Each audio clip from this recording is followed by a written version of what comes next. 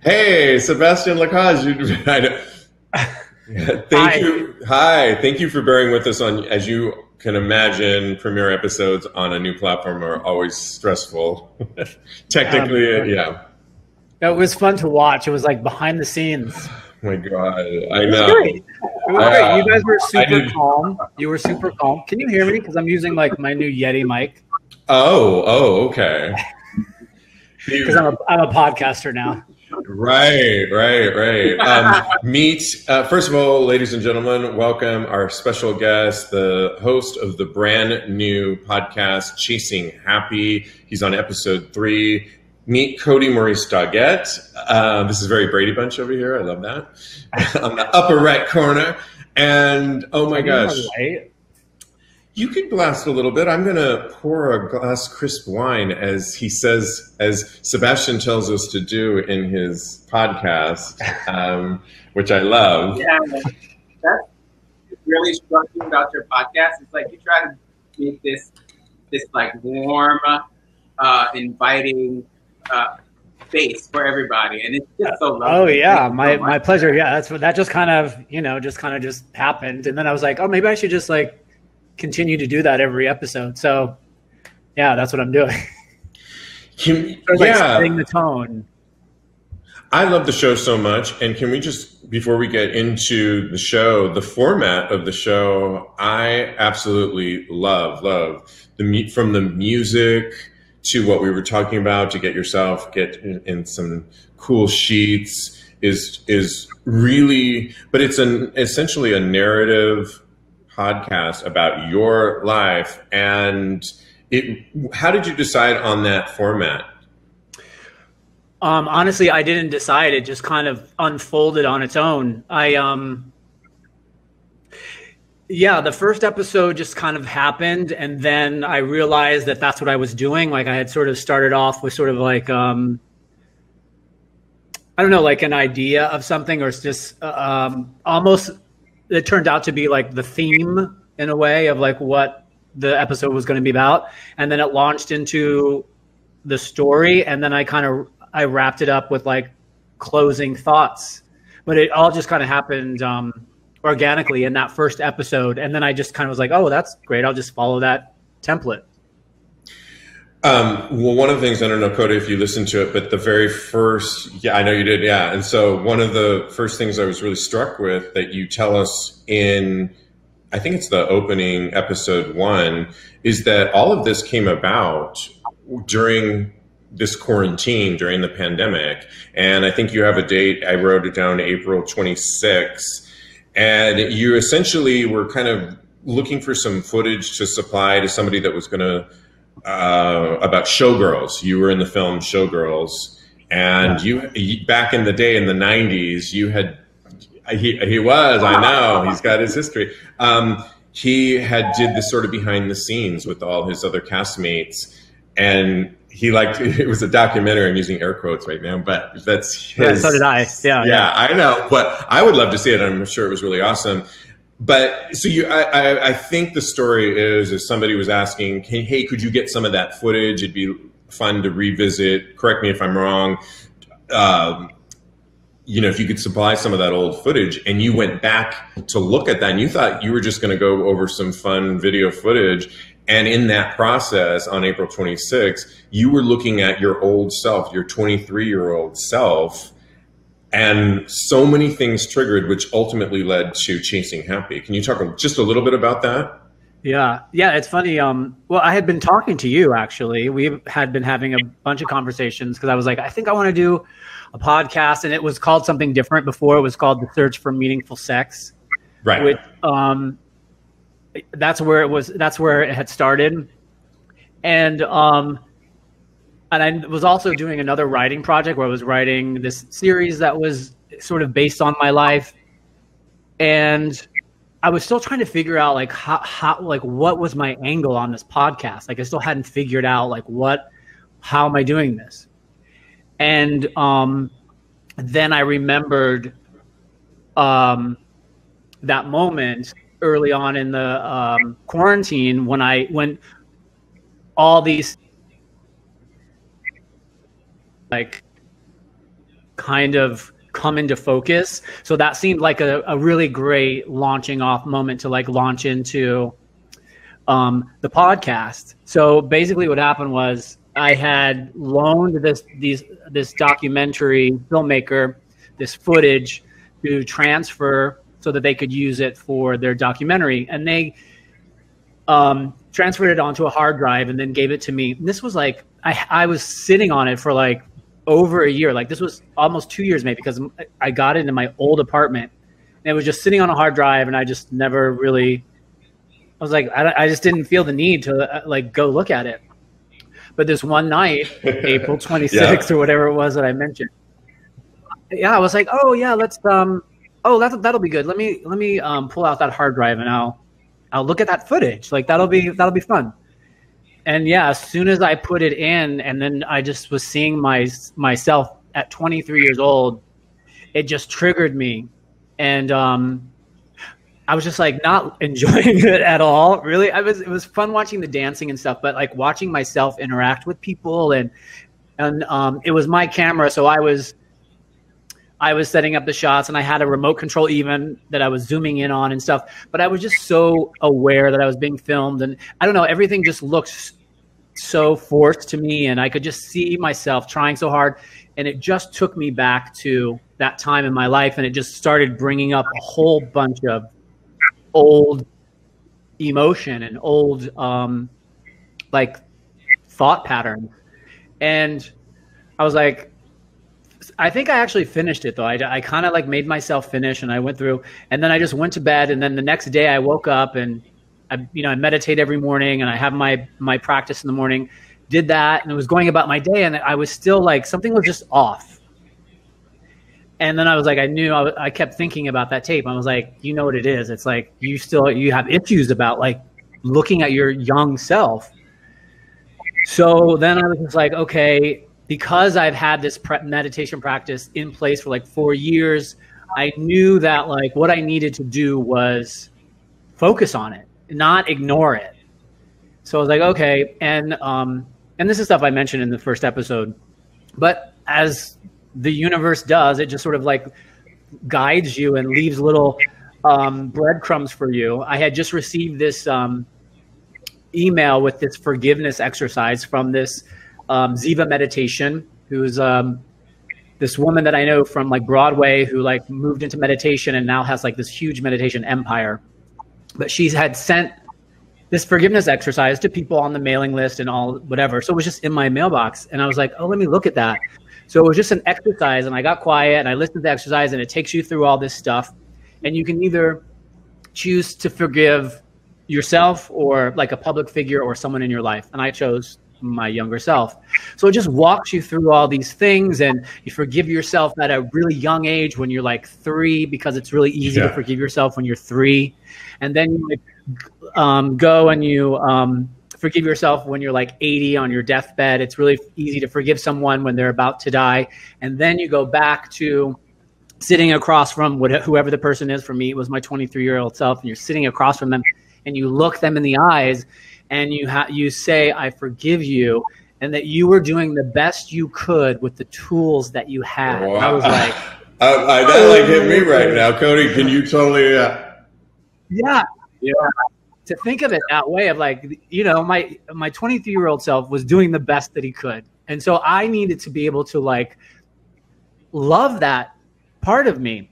And that's something I realized before I did the forgiveness exercise, was that I realized that I hated that younger version of myself, and that I needed to accept and love that part of myself. Like I couldn't just be happy with where I am now and love who I am now. Like it's all a part of me.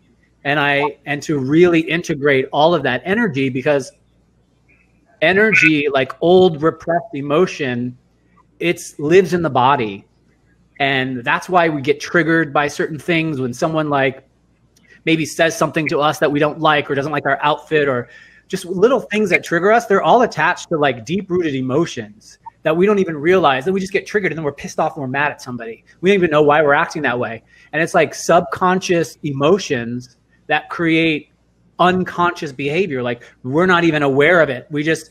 And this is actually something that I touch on in the next episode. It's like we just take it like, oh, this is just who I am. I am this person. I react this way, but not realizing that that reaction is actually attached to like some trauma. And like, if you need to like take some time. And first of all, you need to be aware of it, because if you're not aware of it, you don't know, and you're just walking through life.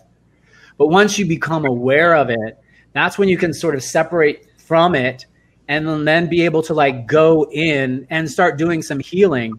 And sort of, you have to be able to accept it, because it's energy that's like taking away from you to be able to like focus on things that you want.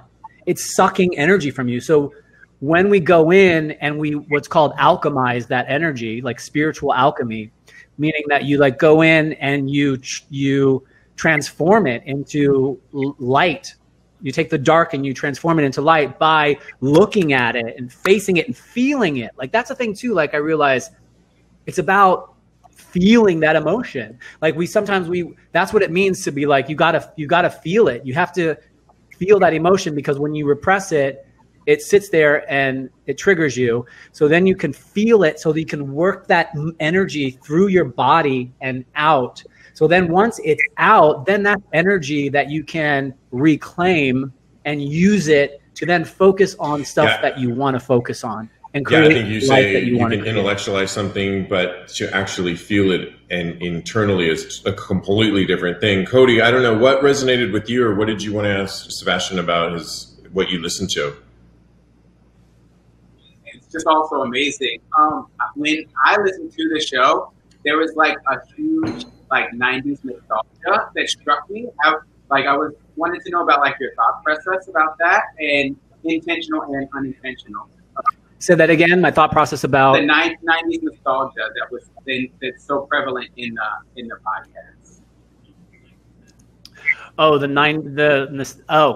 well, right. The funny thing is like, once I started it, then I realized, oh, I guess I'm like tracking my life. I'm like telling my life story. And then suddenly I'm like, oh shit, like now I'm in it. Like I have to like keep going.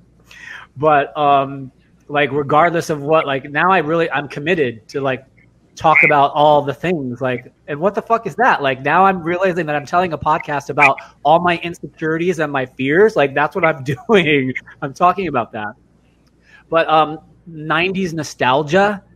I mean, wait, I'm not quite sure what you mean. It just took me back to that, because I grew up in the 90s, so I just back to where I was at that time, all the things that you mentioned.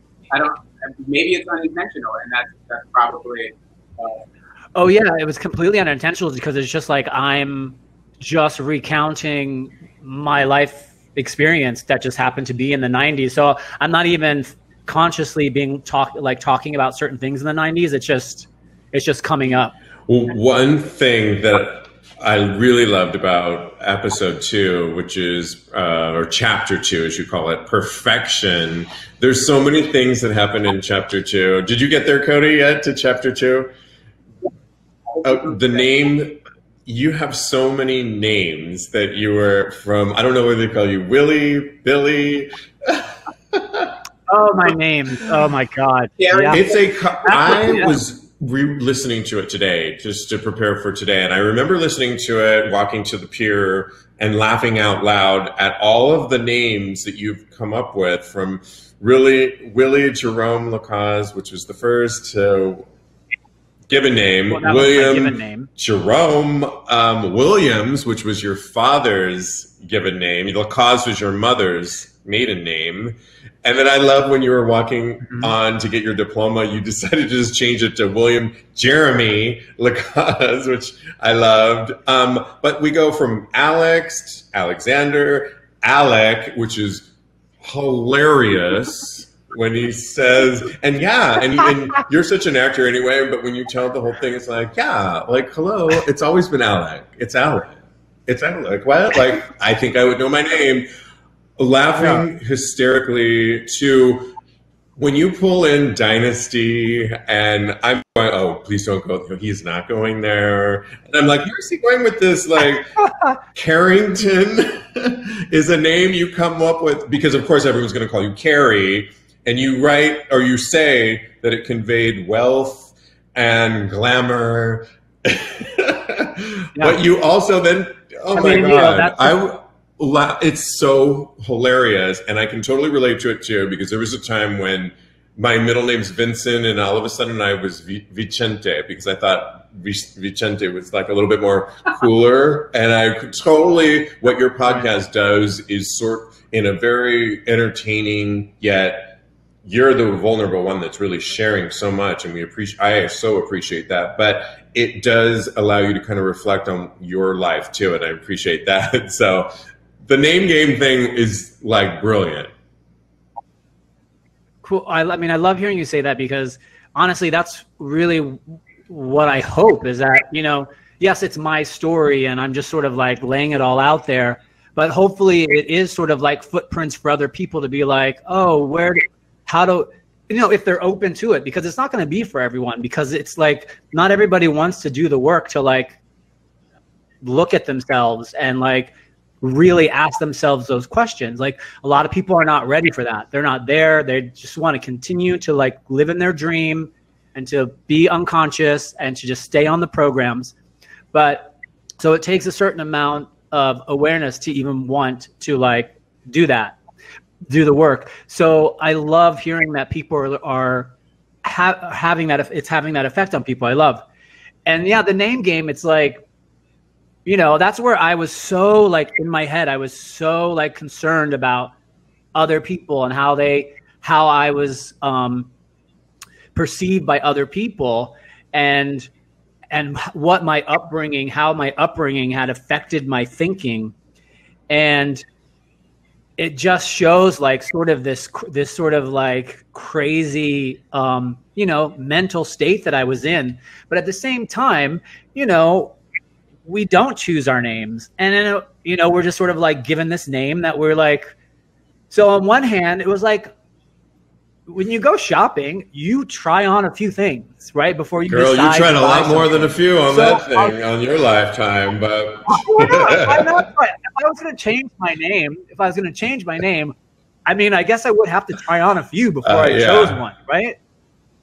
Because I did try. I didn't think I was going to change my name 5 times or whatever it was. I thought I was going to stick with Alex. But then there was Alexander and Alec with a C, and Carrington, of course, would become Carrie. And I love it. And I think I'm sure, Kodi, you would agree, it's the brilliance of your show that you document in a really entertaining, but it really is curl up with a glass of wine or a cup of tea.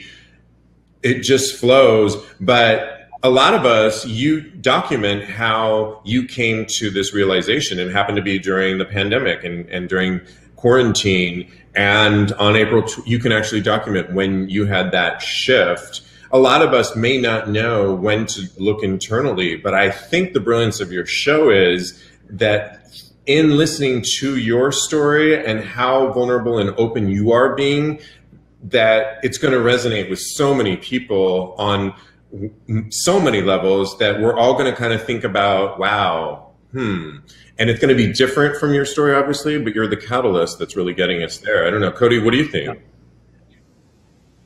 Yeah, 100%. I also had a question about, like, you mentioned meditation. What other sorts of things could you do to actually address these traumas that you see other people going through in yourself? Well, it's funny. The event that happened in April, where I had that, and then I ended up doing what's called like shadow work, which is confronting everything that's in your shadow. I didn't even realize I was doing that, but that's basically what it is. But that's actually was just the catalyst into the podcast. But really what I wanted to talk about is how I got there, right? Which was 4 years ago. So really the podcast is leading up to all the things I'm telling is leading up to how I got to that place where one day I was like, I think I want to like listen to a meditation like this. That's what I'm leading up to. So like, that's what all this backstory is to, which was like 4 years ago. I'm leading up to getting to that place where I was able to sort of step out of my dream. I'm not there yet, but in the story, but that's where that's where I'm heading. And I forgot the other part of the question. What else do you? What else do you suggest for people? What else do I do? Right. Yeah. So, I mean, I started with meditation. I started with guided meditations. And honestly, the first thing I did was like a 5-minute guided meditation on YouTube. That's how I started.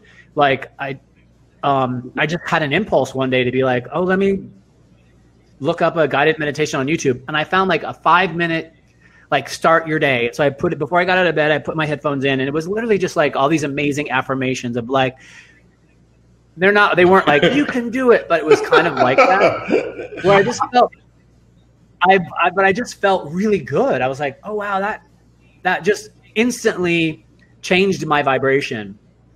And so that was sort of the catalyst. And from there, everything snowballed. But I started with guided meditations on YouTube, and 5 minutes. And then I just kept wanting to go longer and longer, 10 minutes, and then 15 minutes, and then 20. And then through these guided meditations, I discovered Abraham Hicks' teachings. And then that took me to a whole nother level. And that's all about being vibrational and knowing what vibration is, and understanding that thoughts and emotions are vibrations, and that we can move vibration, and what the law of attraction is. All of that stuff I got into. And then after a bit doing guided meditations, I just felt the impulse to like, oh, now I think I just need like to be on my own. And so then I started just doing meditations on my own without guided. But Abraham Hicks actually suggests that you listen to like the sound of an air conditioner, just so that there's something white noise focused on, because you can't stop. You can't stop thoughts from happening. You can only focus on something else. So that's what the white noise, like the air conditioning, was. So you're not sitting and thinking about what's going on in your head. You can focus on the sound of the air conditioner and kind of zone out, because you're trying to get to this place, right, where you're not thinking about your body, the time, or your environment. You're trying to get into this place where you're just consciousness. Because when you start meditating, you start getting to that place, that inner stillness, and you're not of this realm, meaning the environment and your thoughts and your body. That's when you can tap into, whatever you want to call it, that quantum field, that higher, that non-physical intelligence, source, God, whatever it is.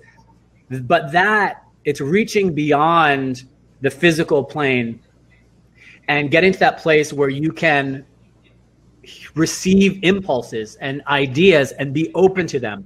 Because when you're so focused on the physical realm and what you're doing and where you have to be and what you're wearing in your body and just everything physical, you're cut off from the inner realm and the inner world, and any impulses and thoughts and ideas and things are coming at you all the time, but you're so not focused there, you can't hear them. So that's why meditation is so great, is because it's clearing all that stuff out so that you can really get quiet without all the noise, and that so that you can sit with yourself and really feel where you want to go and what you really want and those kinds of things. Sebastian La Cause, I love it. It's called Chasing Happy.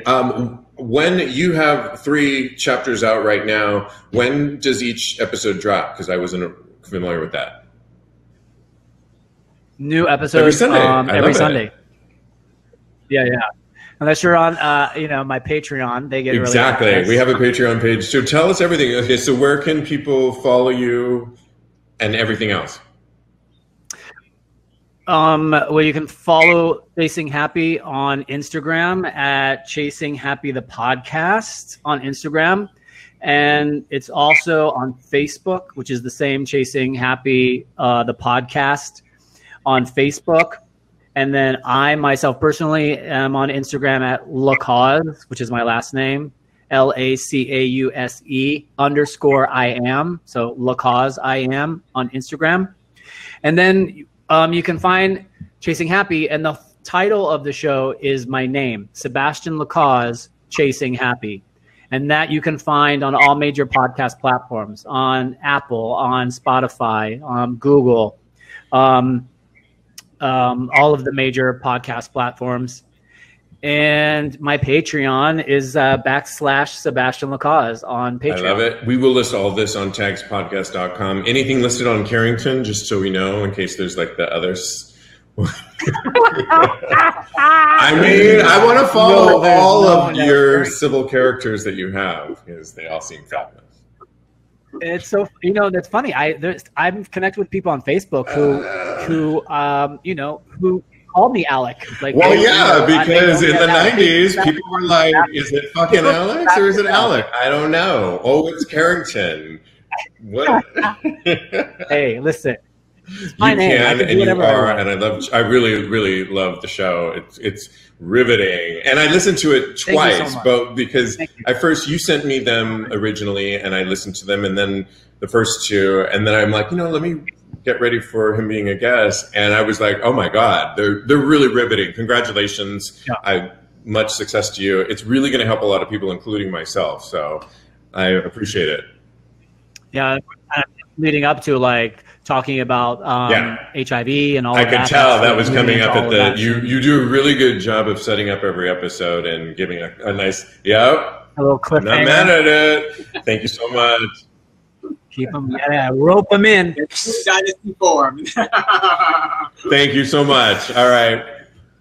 Yeah. Thank you so much for having me. This was so fun. Thanks for letting me babble on about. I get to talk more on this than when we have conversations. Oh, yeah. That was so funny. That was so funny. I was listening to you talk about your date when the guy wasn't letting you talk, and I was like, "Oh, bitch, you don't like it because you." That's why I host 3 shows. And all right, I'm cutting you off. I think I have the ability to do that here. And right, Kodi, we're done with her. Anyways, bye-bye. Bye-bye. I think I don't know how to step down. That's what it's called. Oh my God, Kodi, we have 3 minutes to go, and we wanted to play a quick game to share with our brand new listeners on what show and tell, Kodi. What can you show us? And you've got a Diana Ross picture in the back, and we should have shared with Sebastian because in episode 2 or 3, he talks about a boyfriend he did, the Italian. And that's where he learned about Sebastian. If you're listening, do you see Diana Ross in the background there? Mm-hmm. All right. What are you going to show me in the last 2 minutes here? So I brought my leather hat. I love it. Yeah. It's cute, right? Are we going one for one, or should I just shoot your load in and then you go? Sorry. And then I have this RuPaul pin that one of my... Oh my God, I love it. Yes. And then I have this jockstrap that I haven't gotten to wear yet. I love it. I thought you were going to bring up your jeans that you got that zip up in the back when you're 20% bottom, but that would have been a good one for your birthday. Okay, enough of you. Back to me, because I like to talk. I have this little coin, 1 free drink from the Eagle that a bartender gave me, and it reminds me, it sits on my dresser of when I was such an Eagle mainstay there, and I haven't been able to go there in a long time. And so I keep it up there to remind me that I can get 1 free drink at some point, and it was my favorite watering hole. I also have Matthew Camp's, oh my God, what is this called? Well, 8 point, whatever. It's his follow-up cologne, and it kind of he wanted it to smell like silicone, like a I know, all of it was like, he wants one to smell like poppers, and this one's supposed to smell like latex gloves. It kind of does. I don't know. Can you smell it, Kodi? And lastly, I used to throw these parties, and the other show and tell was when I posed. I used to do these leather parties, and I have a corset on, and they were these leather Christmas parties that everybody had to come and wear leather, and it was a lot of fun. And we're running out of time. It's 10 o'clock, and I want to introduce the next show that's coming up on Get Vocal. We're here every Wednesday night, and the show is Sex Stories with Wyo Lee coming up right now. We want to thank you. We'll be here every Wednesday. Thank you so much. Thank you. Thank you, darlings. Have a great night. Thanks, Sebastian La Cause. Bye. Thank you, Sebastian.